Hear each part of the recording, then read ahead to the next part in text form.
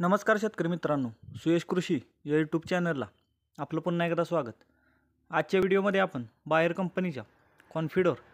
या कीटकनाशकाविषयी सविस्तर चर्चा करणार आहोत। ते कोणकोणत्या कीटकांना किंवा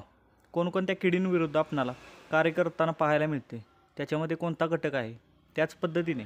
त्याचे वापरण्याचे प्रमाण काय, त्याचा वापर आपण कोणकोणत्या पिकांमध्ये कोणकोणत्या किडींच्या नियोजनासाठी किंवा नियंत्रणासाठी, तसेच कशा प्रकारे ते आपणाला काम करते किंवा याची काम करण्याची पद्धत कशा प्रकारे आहे, या सगळ्याविषयी आपण आजच्या व्हिडिओमध्ये सविस्तर चर्चा करणार आहोत। त्याच पद्धतीने कॉन्फिडरचा वापर आपण केव्हा करावा किंवा कशा पद्धतीने करावा की चांगल्यात चांगले रिझल्ट आपणाला आपल्या पिकामध्ये पाहायला मिळतील, त्याच पद्धतीने आपण याचा वापर कोणत्या स्टेजला किंवा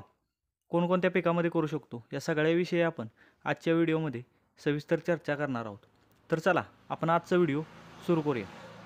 बायर कंपनीचं कॉन्फिडोर की ज्याच्यामध्ये आपणाला इमिडाक्लोप्रिड हा 17.80% आपणाला एसएल फॉर्म्युलेशनमध्ये आढळतो, म्हणजे लिक्विड फॉर्म्युलेशनमध्ये आपणाला पाहायला मिळतं। याचा वापर आपण प्रामुख्याने भाजीपाला पिके, त्याच पद्धतीने फळपिके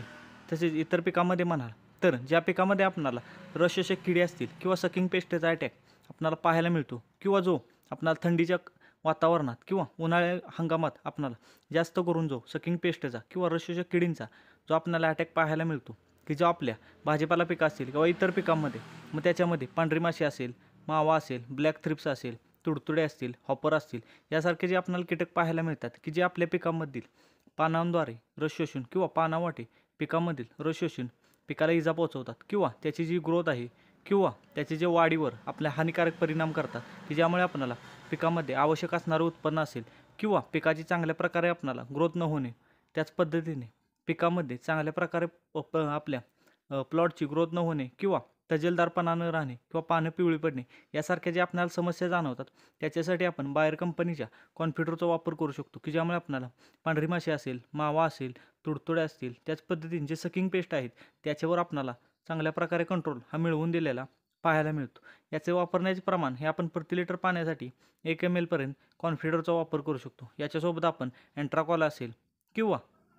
इतर एखादं बुरशीनाशक सुद्धा वापरू शकतो की ज्यामुळे आपल्याला बुरशीजन्य रोग व आपल्याला सकिंग पेस्ट म्हणजेच किडींवर चांगल्या प्रकारे आपल्याला कंट्रोल करता येते। याचा वापर आपण मिरचीसारखं पीक असेल, टोमॅटो असेल, वांग्यासारखं पीक असेल किंवा वेलवर्गीय पिकांमध्ये काकडी असेल, दोडका असेल, दुधी भोपळा असेल की ज्यामध्ये आपल्याला चांगल्या जास्त प्रमाणात आपल्याला जो सकिंग पेस्टचा अटॅक जाणवतो त्याच्यावर आपण याचा वापर करू शकतो। त्याच पद्धतीने याचा वापर केल्यामुळे आपल्याला 3 ते 4 दिवसामध्ये चांगल्या प्रकारे कंट्रोल हे झालेलं पाहायला मिळेल। तर चला आपणाला आजचा व्हिडिओ कसा वाटला हे कमेंटच्या माध्यमातून जरूर कळवा। तसेच जर आपण चॅनेलला प्रथम आला असाल तर चॅनेल नक्की सबस्क्राईब करा।